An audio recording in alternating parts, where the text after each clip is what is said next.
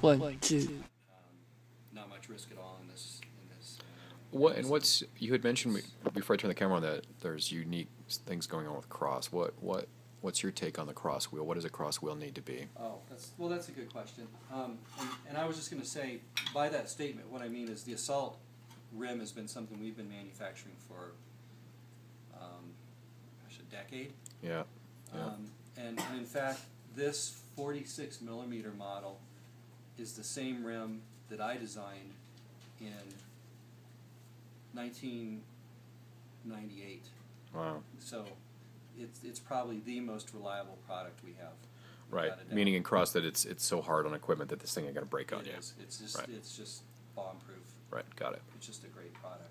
Excellent. Thank you. Yeah. So what's unique to this cross is you were talking about disc versus rim braking. Yep. And I'm a big fan of rim braking. So am I. And just from a point of conversation, I'm trying to remember what magazine it was asking me about disc brakes, and they surveyed a lot of different people. They surveyed Reynolds, and I spoke for Reynolds and American Classic and Zip, and trying to think of all the companies they surveyed, and the question was loaded, kind of like, disc brakes are great, don't you think? And I think I was probably the only person who didn't walk the line to try and kind of parse words and answer the question in the way that the magazine was asking it, because I'm not a fan of disc brakes on road. I think I'm not a big fan of disc brakes on cross. I'm not a big fan of disc brakes on road. You and I have that in common. Yeah.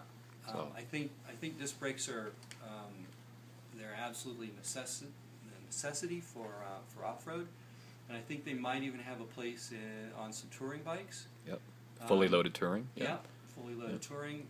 My wife and I ride a Cannondale tandem, and we ride cantilevers on our tandem. We don't have a disc brake on it, and I will argue with anybody that I can descend anything, with cantilevers if you know how to ride them. Correct. And I think in road they don't really have a place because the additional weight, aerodynamic penalty.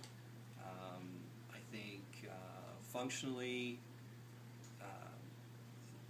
road as far as tradition goes, road as a group isn't really used to disc brakes.